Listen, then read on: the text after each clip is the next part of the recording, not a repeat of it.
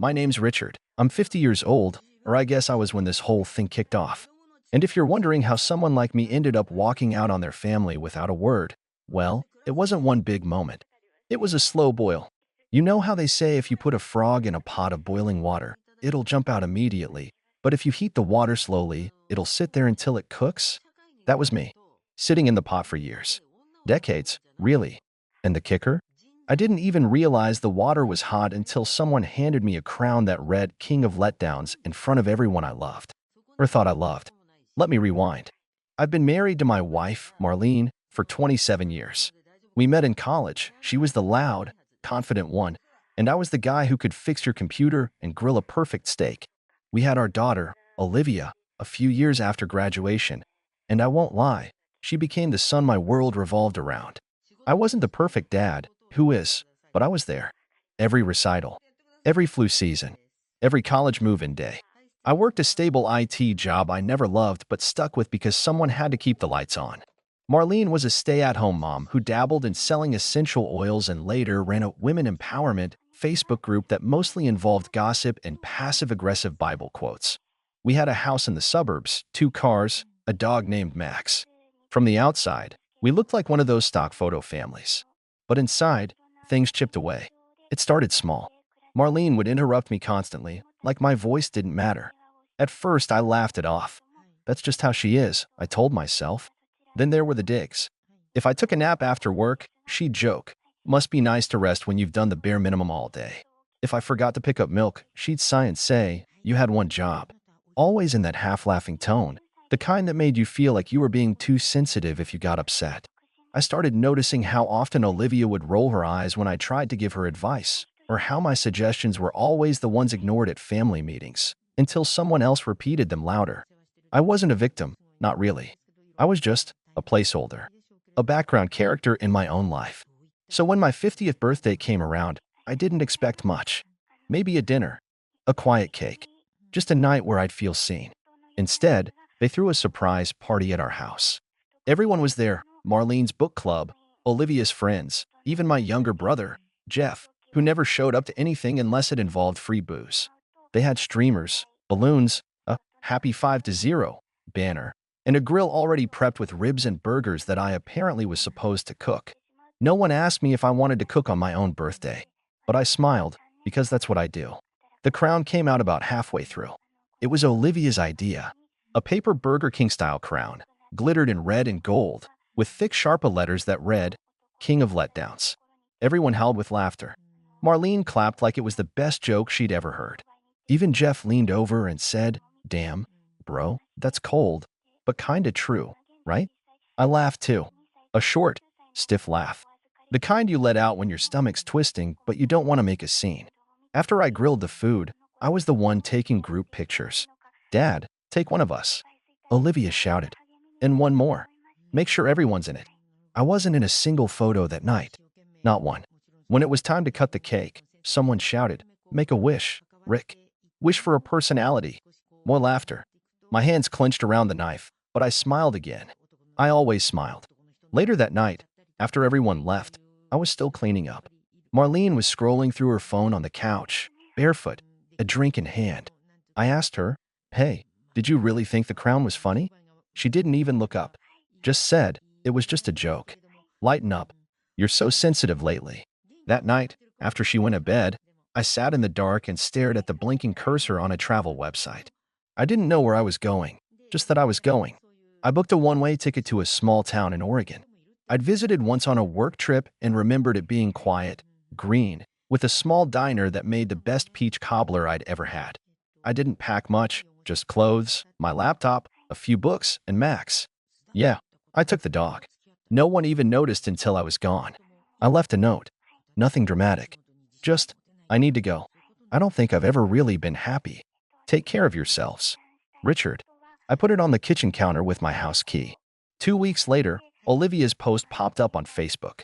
A photo of us at her high school graduation, one of the rare ones where I was allowed in the frame, with a caption that read, "If anyone sees my dad, please tell him we're sorry. We didn't realize how much we took him for granted. We just want him to come home." The comments were filled with shock and sympathy. People saying things like, "He always seemed so quiet," or You never know what someone's going through. Jeff chimed in with, "Man, I miss my big bro, hope you're okay out there." The same guy who called me a doormat at least 3 times during the party. I didn't reply. Not yet. I wasn't ready. See, what they didn't know is that me leaving wasn't the end. It was just the start. The start of something they weren't expecting. I wasn't just disappearing. I was planning something. Because while I sat in that tiny Oregon diner, eating peach cobbler and watching the rain slip down the window, something inside me finally snapped into focus. All those years of being overlooked, dismissed, laughed at, they weren't going to get away with it forever. So I started writing. Not just journaling, but really writing. Everything I had done. Everything they had said. I started with a list. Every single time I had bent over backward for them. Paid off Jeff's debt. Helped Marlene's mother into a nursing home. Co-signed Olivia's car loan. All the sacrifices. And then the crown. The cake. The pictures I wasn't in. The joke I was supposed to laugh at. But the best part? I had the receipts. Literal receipts. Emails. Bank statements. Screenshots. And I knew exactly what to do with them. But that's for later. Because just when I thought I'd finally gotten the space to breathe, something happened that flipped everything again. Something I didn't see coming. And that's where things really started to spiral. 2 weeks into my self-imposed exile, I just started settling into a rhythm.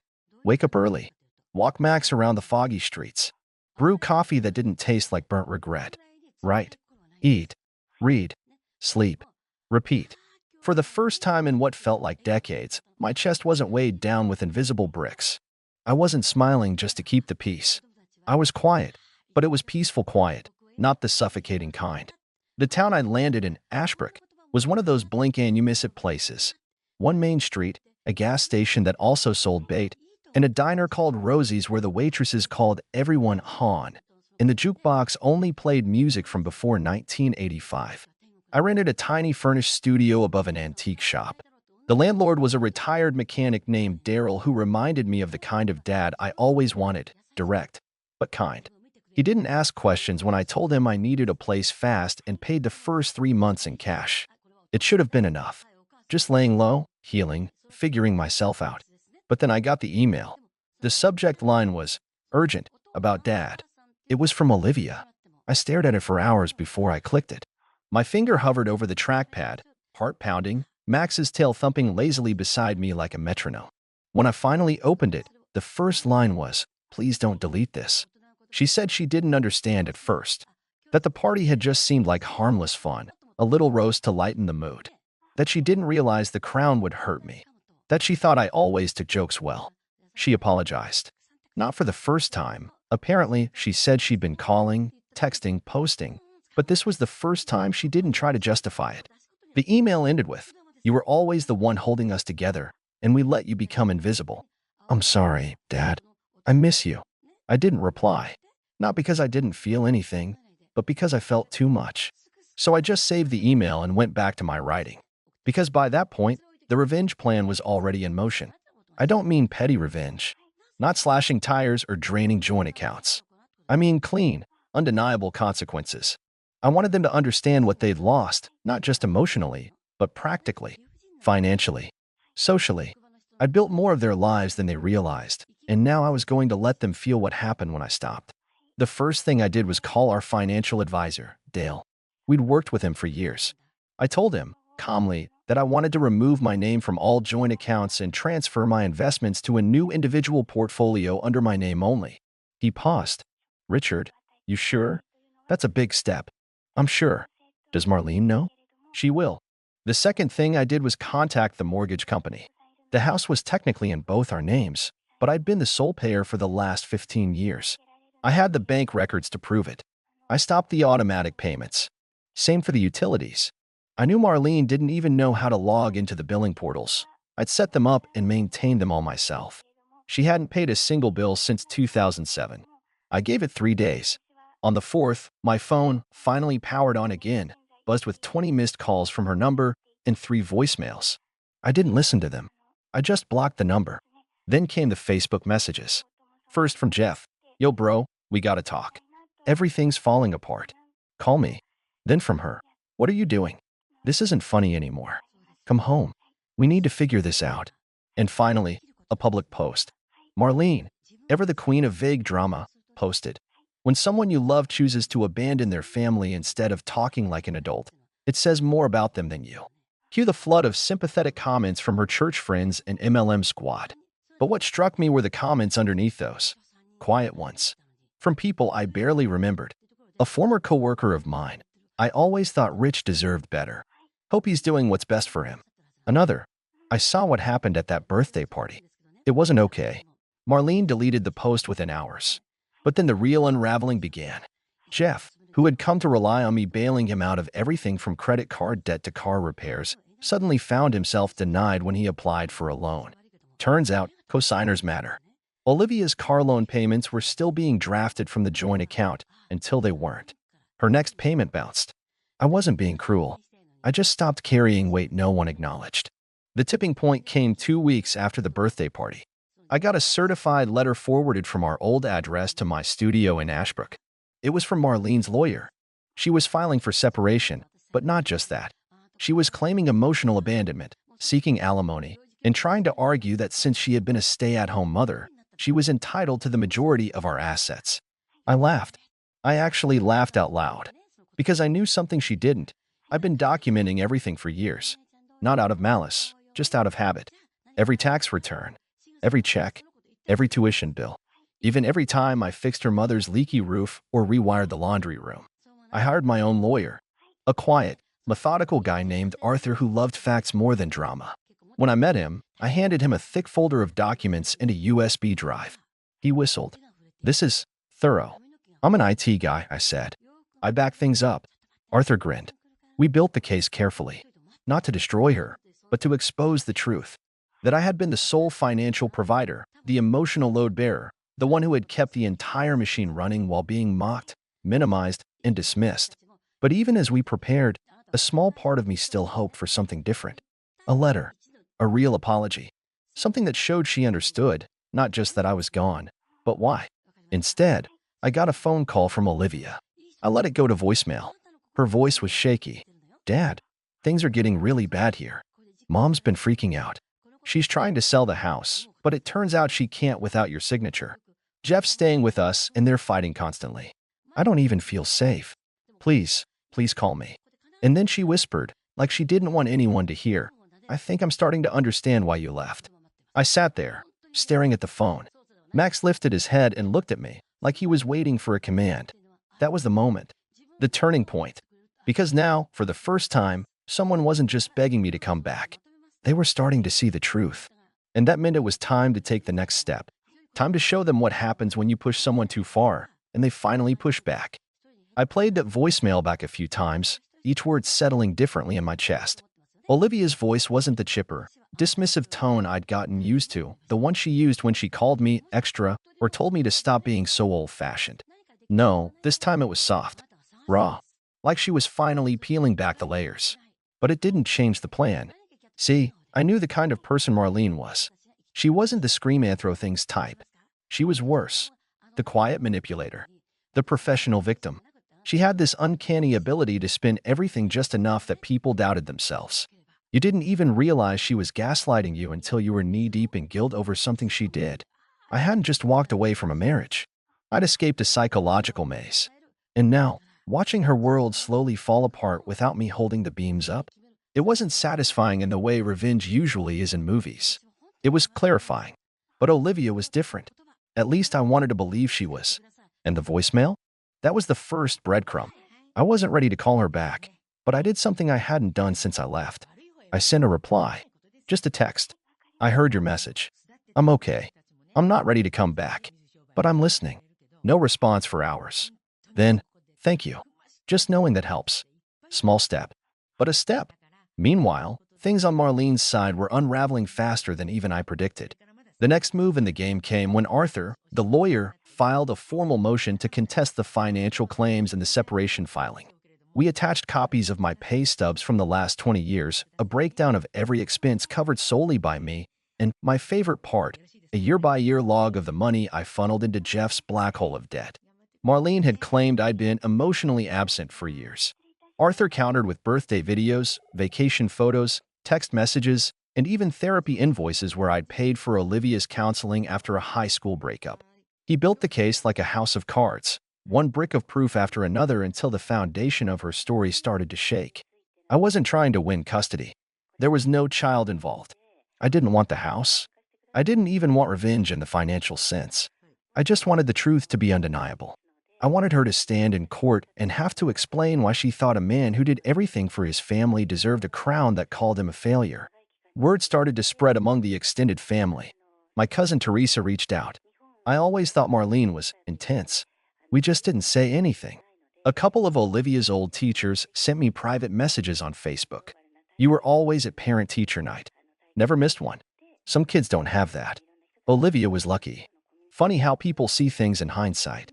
One morning, about 6 weeks after the party, I got an email from Marlene herself. Not through a lawyer. Just her. The subject line was empty. The body of the email said, "I miss you. Even now, I don't understand why you didn't just tell me how you were feeling." That line, that single sentence, it set something off inside me. Because I did tell her. 1,000 times in 1,000 ways. Through tired eyes and long sighs. Through standing in the rain with a flat tire while she stayed warm at home. Through late-night grocery runs when Olivia was sick and Marlene was too tired. Through giving up my dream of starting my own business because her essential oil store needed funding. But I never yelled. I never accused. I never made a scene. So to her, I never said anything at all. I didn't reply to the email. I just forwarded it to Arthur. "She's still not getting it," I wrote. And then, just when I thought things couldn't twist any harder, Olivia showed up. It was a Saturday morning, rainy like always, and I was coming back from the diner with a box of leftover biscuits for Max. I saw the rental car parked crooked in front of the antique store. And then I saw her, leaning against the hood, hoodie up, arms crossed, same expression she had when she was a teenager, and I told her she couldn't go to a concert on a school night. I stopped in my tracks. She looked up. "Hey, hey." Max let out a soft bark and trotted over to her. She knelt down and scratched his head. "He remembers me. He's got a better memory than most people." She flinched. Just a little. Then she stood up. "I didn't tell Mom I was coming," she said. I had to see you. I didn't know what to say. So I just motioned for her to follow me up to the studio. We sat in silence for a while. I offered her coffee, and she took it. Black. No sugar. Just like I drink mine. It made me smile a little. "Finally," she said, "I didn't get it before. Not really. I thought you were just being dramatic. Leaving like that." But now, she stared into the coffee. "Now Mom cries every day, but not because she misses you. Because the credit card bills are piling up.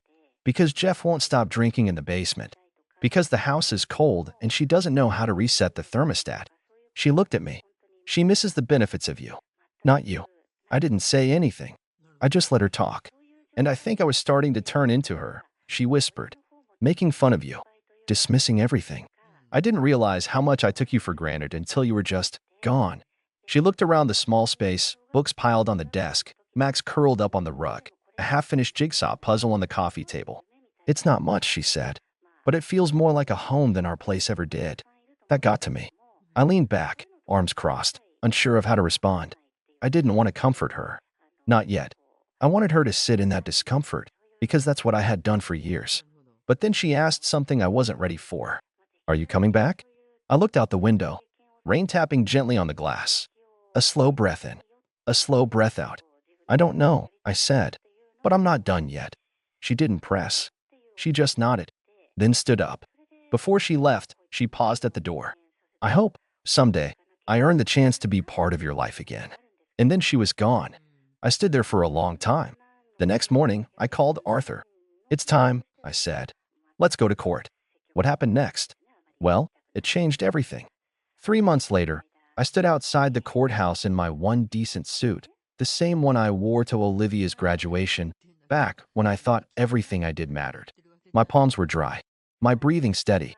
Funny, I thought I'd be nervous, but I wasn't. Not anymore. I wasn't the man who laughed off insults and apologized for existing. I'd taken 3 decades of being sidelined and turned it into something sharper, something stronger. This wasn't about revenge anymore. It was about reclaiming my voice. The courtroom wasn't packed, just a few bored lawyers, a sleepy court clerk, and across the aisle, Marlene. She was dressed like a widow in a Hallmark movie, black dress, fake tears, and all. She looked at me with a mix of contempt and desperation, like she couldn't decide if I was the villain who'd ruined her life or the tool she'd lost and suddenly needed again. When the judge asked us to speak, her lawyer went first. He painted a picture of a man who abandoned his family without notice, of a woman who had sacrificed her career for the household, and of a daughter left emotionally wounded. Marlene even dabbed her eyes at that part. I kept my face blank. Then Arthur stood up. He wasn't flashy, just deliberate. He walked the court through the timeline. The years of financial support, documented in meticulous spreadsheets. The text messages, photos, and family events I had organized and paid for. The debt I took on to cover Jeff's messes. The tuition, the car loan, the groceries, the bills. He showed the court the king of Letdowns crown. Yes, we submitted it as evidence, and read aloud the text messages and social posts that followed. And then he said the line that stuck with everyone. My client didn't abandon his family. He simply stopped participating in a performance where he was always the punchline and never the star. Marlene tried to interrupt, something about context and just a joke, but the judge cut her off. In the end, the court ruled in my favor. The house would be sold, and the proceeds split 70/30ths, heavily skewed toward me due to documented financial contribution. Marlene's request for alimony was denied, citing lack of effort to gain employment despite a healthy, able-bodied status. The court also found her claims of emotional abandonment unsupported by any evidence other than subjective testimony. Jeff was ordered to repay the $18,000 I had covered for his debts. I knew I'd never see that money, but it was never about that. It was about the record, about finally having someone say, on paper, that what I gave mattered. After the hearing, Marlene caught up to me in the hallway. "This isn't fair," she hissed, her voice shaking. "You made me look like a monster." I looked her straight in the eyes for the first time in years. "You didn't need my help with that." She flinched like I'd slapped her, then turned and walked away. A week later, I signed the final documents and officially transferred my name off the house. I wired Olivia the money to finish paying off her car, but with a condition. She needed to manage her own payments going forward. She accepted without argument. We stayed in touch. Not every day, not even every week. But she started calling, not to ask for anything, just to talk. To tell me about her day, her job, her thoughts. Once, she even asked for advice. That one nearly made me cry. I stayed in Ashbrook. I still walk Max every morning, drink diner coffee, and read books I never had time for. I got a part-time job fixing old electronics at a repair shop. It doesn't pay much, but it pays enough. More importantly, it doesn't cost me myself. One evening, Olivia visited again. She brought peach cobbler from Rosie's and sat on my porch, feet dangling off the edge. "You're not who I thought you were," she said quietly. "You're more. I just didn't see it until you stopped letting us walk all over you." I nodded. I wasn't angry when I left. I was just done. "I'm glad you were," she said, "because now I get to actually meet you." The sun dipped behind the hills, casting long shadows on the street below. "You think you'll ever move back?" she asked. I smiled and shook my head. "I'm already home." Because home, I finally understood, isn't where people expect you to be. It's where you get to be yourself. And for the first time in 50 years, I finally was. "Hey Reddit, I'm Alex, and I just turned 21. You'd think that would be a big deal, right? A milestone birthday. Maybe a small dinner, a cake, at least a happy birthday text from my parents. But nope. My family had more important plans. I wish I could say I was shocked, but honestly, this is just how it's always been. My parents have made it clear since childhood that I'm second place in this family. My younger sister, Emma, is the golden child. If she wants something, she gets it. If she needs attention, she gets it. And if I want anything that even slightly inconveniences them, too bad. Still, I held on to this tiny sliver of hope that this year would be different. I don't live at home anymore, so I don't deal with their favoritism as often. But I thought surely on my 21st birthday, they'd want to celebrate both their kids, right? I texted the family group chat that morning. "Hey, what time are we meeting for dinner?" No response. Hours passed. I went about my day, expecting someone to text back. By 3 p.m., I started getting this sinking feeling. I finally gave in and called my mom. She picked up on the second ring, her voice casual. "Hey, Alex, what's up?" I hesitated. We're still doing dinner, right?" Silence. Then a sigh. "Oh, honey," she said, way too sweetly. I should have told you earlier.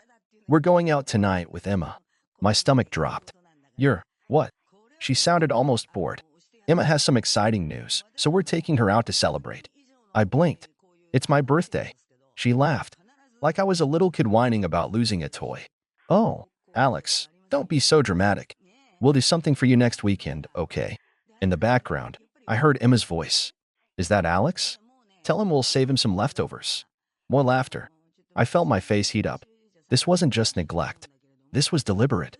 I could have argued. I could have yelled. But what was the point? They knew what they were doing. They just didn't care. So I swallowed the lump in my throat and said, yeah, sure. Have fun. And then I hung up. I sat there for a moment, staring at my phone. My hands were shaking. Not from sadness. No, I was pissed. Then I had an idea. I called my girlfriend, Lily. Hey, I said, keeping my voice even. Want to go out for dinner tonight? She could tell something was up immediately. Of course. What's wrong? I told her everything. She didn't even hesitate. Come over. My parents will want to celebrate with you, too. Now, I love Lily's parents. They've always treated me with more kindness in the past 3 years than my own parents have my whole life. And when I got to their house, her mom greeted me with a hug. Happy birthday, sweetheart. Come in. We're going somewhere nice. We ended up at this high-end steakhouse, the kind of place my parents love to brag about going to. The whole night was perfect. Lily's dad even ordered a bottle of champagne to celebrate me turning 21. And for the first time that day, I actually felt wanted. But the real fun? That happened when I posted about it. After dinner, I took a picture of the restaurant entrance and posted it on Instagram with the caption, "Huge thank you to my girlfriend and her amazing family for making my birthday special. So grateful to have people who actually care about me." I wasn't expecting a response from my parents. I figured they wouldn't even see it until the next day. But less than an hour later, my phone started blowing up. First, a text from my mom. Mom, what is this post? Alex. Then my dad. Dad, are you serious right now? Then, a full-on phone call. I let it ring, smirking to myself. Then another. Then another. They were fuming. And I knew exactly why. It wasn't guilt. It wasn't regret. It was jealousy. They were the ones who were supposed to be seen as the good parents. They loved playing the role of the perfect family, posting online about their fancy dinners and how proud they were of Emma. But suddenly, I was the one getting attention for being wronged. And they hated that. I finally picked up on the fourth call, keeping my voice casual. Oh, hey mom. What's up? She went off. What the hell are you doing, Alex? People are seeing this. You're making us look bad. I held back a laugh. I'm just thanking the people who actually showed up for my birthday. She gasped, like I had stabbed her. How dare you try to embarrass us like this? You know we would have celebrated with you if we didn't have prior commitments. I snorted. Oh, right? Emma's exciting news. We raised you, Alex, she snapped. And this is how you repay us? By making us look like bad parents? I was done. So done. I took a deep breath and said, if you didn't want to look like bad parents, you probably shouldn't have acted like bad parents. Silence. Then my dad got on the phone. You need to take that post down. Now. I grinned. No, Alex. His voice was low, threatening. If you don't take it down, there will be consequences. I leaned back in my chair. Oh? Like what? He didn't answer right away. I could hear my mom whispering furiously in the background. Then he said, we're coming over. And that, Reddit, is where things got really interesting. I leaned forward, gripping my phone as my dad's words echoed in my ear. We're coming over. A rush of adrenaline shot through me, but I kept my voice steady. All right, I said, barely able to contain my smirk. See you soon. Then I hung up. Lily, who had been sitting next to me on the couch, raised an eyebrow. That was your parents, wasn't it? Oh yeah, I said, shaking my head. They're pissed. Apparently, I've embarrassed them. Lily rolled her eyes. God forbid they deal with the consequences of their own actions. Her dad, who had been listening from across the room, scoffed. Let them come. They should see what an actual loving family looks like. Her mom, ever the voice of reason, sighed. This might get ugly. Are you sure you want to deal with them tonight? I exhaled slowly. Honestly, yeah, I do. I'd spent years letting them treat me like an afterthought. Years of watching them drop everything for Emma while I was expected to just deal with it. And for the first time, I had the upper hand. They were desperate, scrambling to control the narrative. That meant I was finally doing something right. About 20 minutes later, I heard the unmistakable sound of a car pulling into the driveway. I stood up, stretching like I had all the time in the world, while Lily gave me an encouraging squeeze on the arm. "You got this," she murmured. The doorbell rang. No slammed. 3, for times in rapid succession. "Oh, they're mad. Lily's dad chuckled and made his way toward the door. "I'll get it." The second he opened it, my mom stormed in like she owned the place. My dad followed, his jaw tight, his eyes immediately locking onto me. "Alex." My mom's voice was sharp, cutting through the air. "We need to talk. Now." I crossed my arms. "Go ahead." Her gaze flickered around the room, taking in Lily's parents, the cozy atmosphere, the clear evidence that I was fine, thriving, even without them. It clearly unsettled her. "Not here," she said stiffly. "Come outside." "No thanks," I said, leaning against the couch. "If you have something to say, you can say it right here." My dad clenched his fists. "Enough with the attitude, Alex." I raised an eyebrow. "Attitude? Oh, you mean standing up for myself?" "Sorry, I'm still getting used to this whole having self-respect thing." My mom let out a sharp breath, her patience wearing thin. "We are not going to let you publicly shame us like this. Do you have any idea how many people have seen your post? Your aunts, your uncles. Do you know how humiliating it is to have our own son paint us as villains?" I blinked at her, then deadpanned. "Maybe don't be villains then." Lily snorted, and even her dad fought back a chuckle. My mom's face turned red. "We are your parents, Alex. We deserve some respect." "Oh, respect? You mean like the respect you showed me when you ditched me on my birthday? Or when you laughed at me on the phone?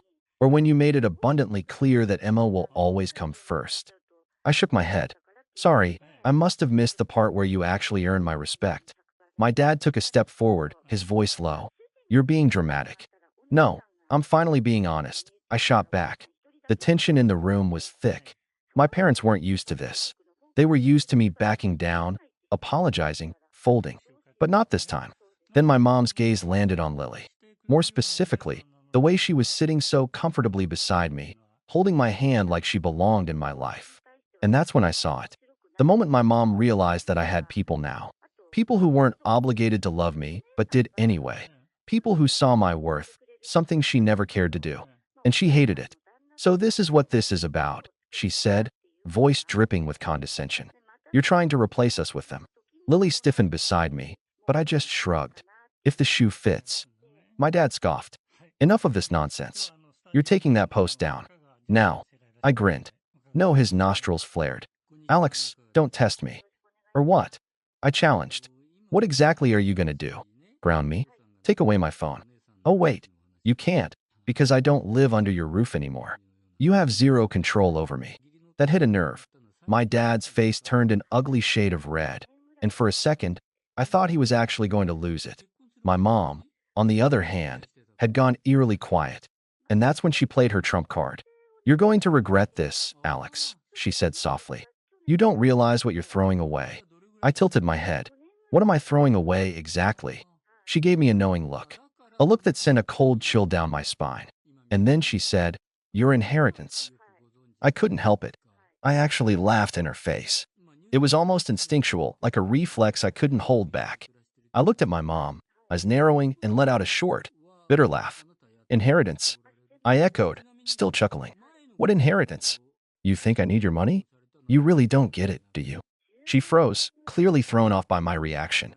I leaned forward, crossing my arms. "You've never done anything for me. You've made it clear every chance you've gotten that I'm not important enough for your time, your energy, or your love.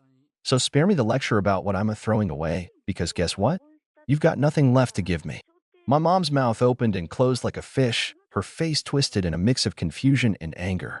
"And if you think I'd ever accept anything from you after all this, you're delusional," I continued, shaking my head. "I don't need your money. I don't need your fake love. You've already given me everything I need to know about you. And it's nothing I'm willing to keep around." My dad looked like he was about to explode. He took a deep breath, his fists clenched at his sides. "You're ungrateful. You really want to throw away everything we've given you." I almost felt sorry for him, but then I remembered he had a choice, too. He could have stood up for me, could have actually been a parent instead of a lapdog to my mom's whims. He never did. "No, I'm not ungrateful," I said calmly, but I'm not going to sit here and pretend I don't see the kind of people you are. You made your choices. And now, I'm making mine. Lily's dad gave me a reassuring nod from across the room, his eyes full of quiet pride. I noticed my mom flinch at that, and I couldn't help but feel a small sense of triumph. She had been so consumed with controlling my life that she'd never even stopped to think that I might be better off without her. You can't just cut us out of your life like this, my mom said, her voice trembling now. We're your family. You'll regret this, Alex. You'll come crawling back.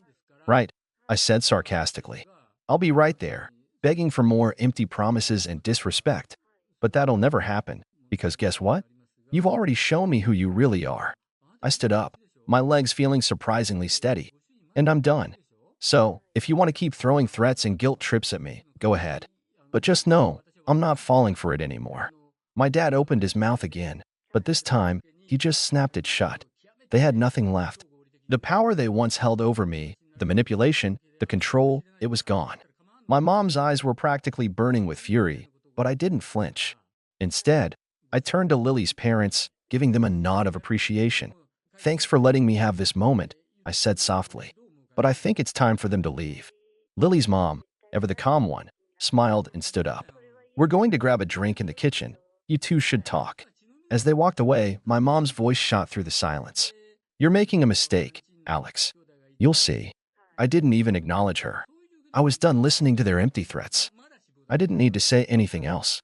The silence between us was thick, suffocating, as my mom and dad stood there, still processing everything I'd just thrown at them. They had no idea what to do with me anymore. Their usual tactics, guilt, manipulation, the emotional blackmail they had always used to keep me under their thumb, weren't working. Not this time. I stood there, feeling more powerful than I ever had in my entire life. It wasn't just the fact that I was finally standing up to them. It was the realization that I no longer cared about their approval.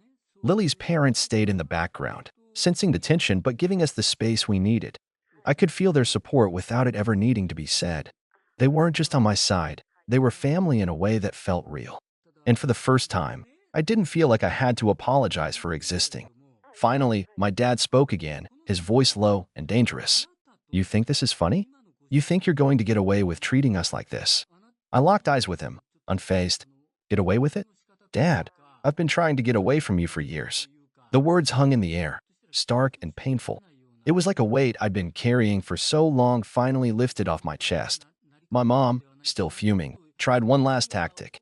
Her voice softened, but it was clear she was just as manipulative as ever. Alex, we're your parents. We've always been here for you. All we've ever wanted was to help you. Don't you remember all we've done for you? How we've always supported you? I shook my head, trying not to laugh again. Really?